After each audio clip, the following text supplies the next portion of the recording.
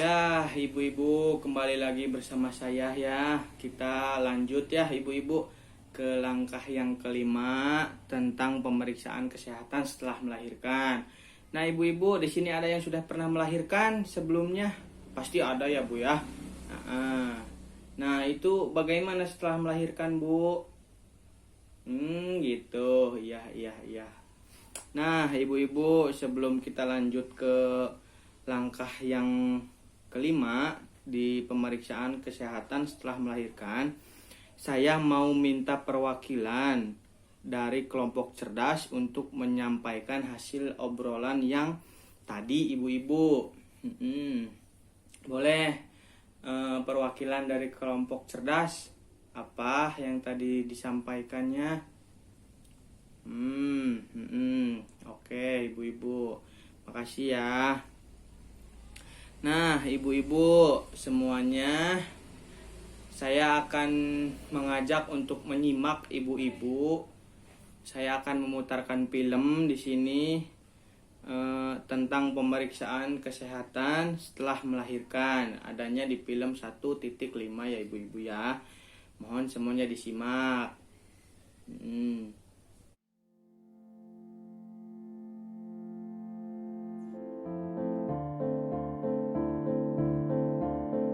Satu, proses kelahiran bayi harus ditolong oleh tenaga kesehatan terlatih di fasilitas kesehatan. 2. Minum lagi kapsul vitamin A warna merah pada hari kedua sesudah melahirkan.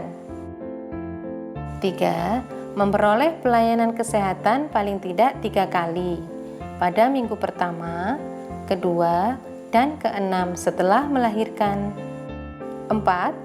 Memperoleh dan mengkonsumsi tablet tambah darah setiap hari selama 40 hari berturut-turut atau sesuai anjuran dari tenaga kesehatan jika menderita kurang darah akibat perdarahan saat melahirkan. 5. Memperoleh konseling perorangan atau kelompok tentang kesehatan khususnya perawatan bayi baru lahir, menyusui eksklusif, dan pemberian MPASI dimulai dari bayi usia 6 bulan. 6. Menggunakan alat kontrasepsi sesuai anjuran petugas kesehatan untuk mencegah kehamilan sampai bayi berusia minimal 2 tahun.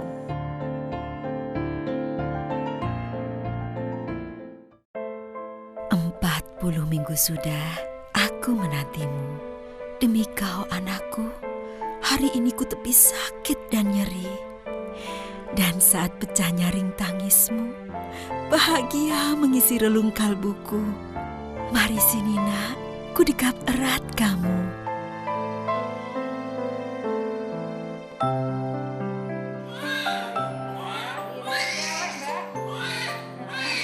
Ketika dilahirkan, bayi memiliki naluri untuk mencari sumber kehidupannya. Yang dibutuhkan hanyalah sentuhan kulit antara bayi dan ibunya dalam 1 jam setelah kelahirannya. Penelitian membuktikan, inisiasi dini menyusu dalam 1 jam kelahirannya meningkatkan keselamatan jiwa bayi dan mendorong keberhasilan pemberian ASI selanjutnya.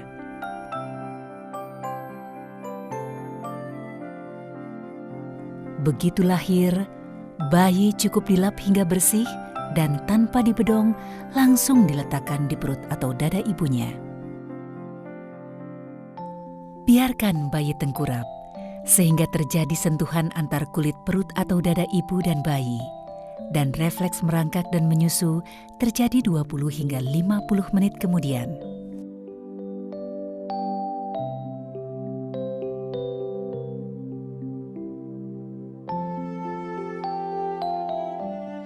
Sentuhan kulit ibu dan bayi akan menjaga suhu tubuh bayi dan menghangatinya saat berusaha mencari puting susu ibu.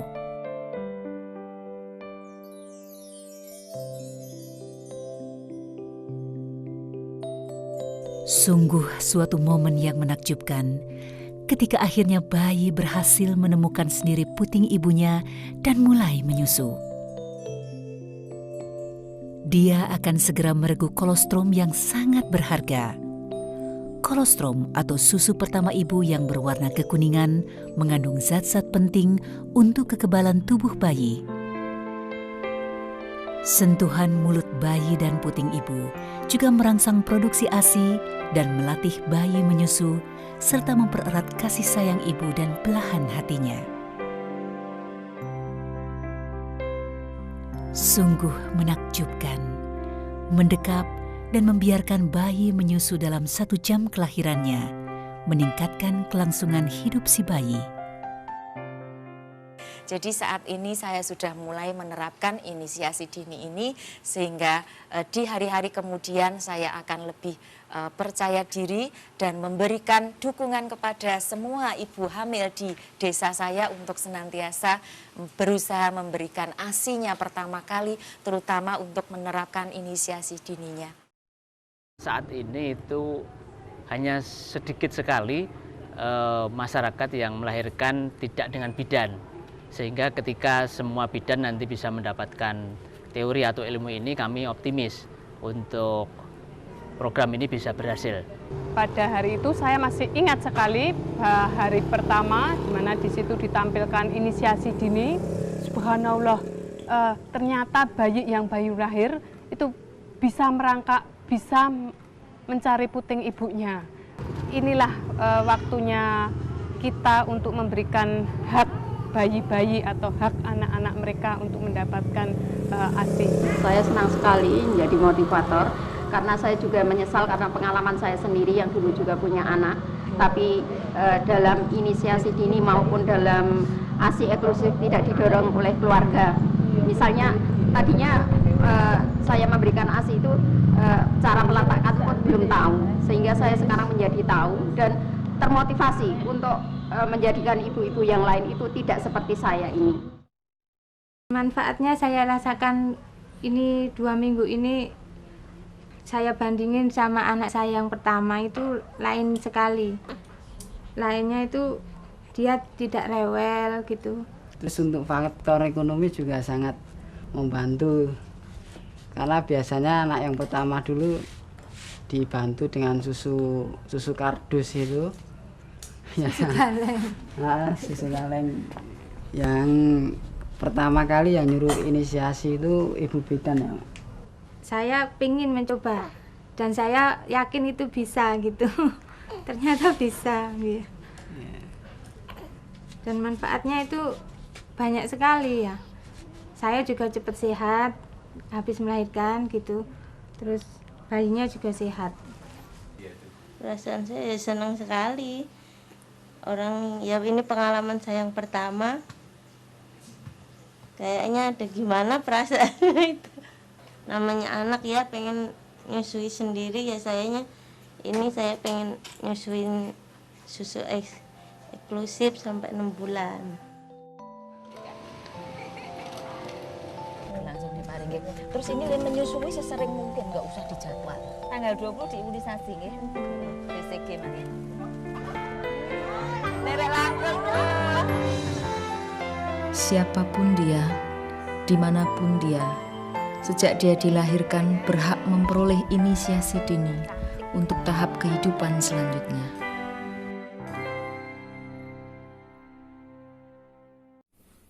Ya, ibu-ibu, apa yang dapat diingat dari film tadi akan saya tanya ya ibu-ibu kepada semuanya yang ada di sini.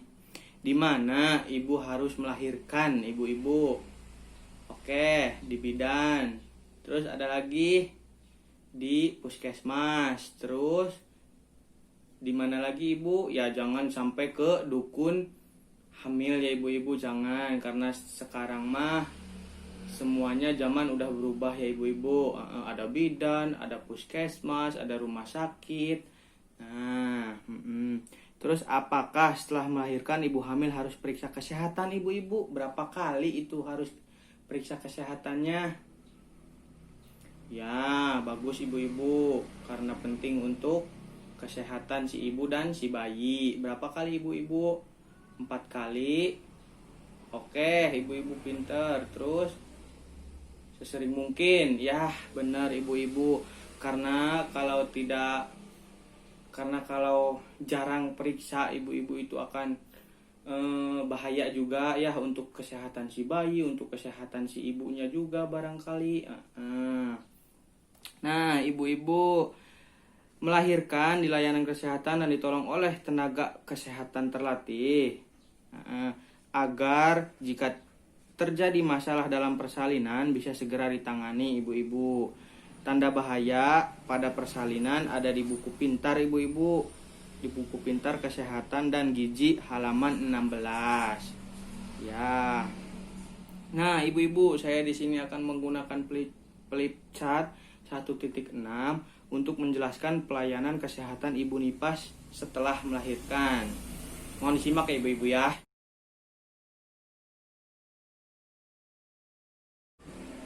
Nah, yang pertama 6 jam 3 hari setelah melahirkan. Yang kedua, hari keempat sampai dengan 28 hari setelah melahirkan. Dan yang ketiga, hari ke-29 sampai 42 hari setelah melahirkan.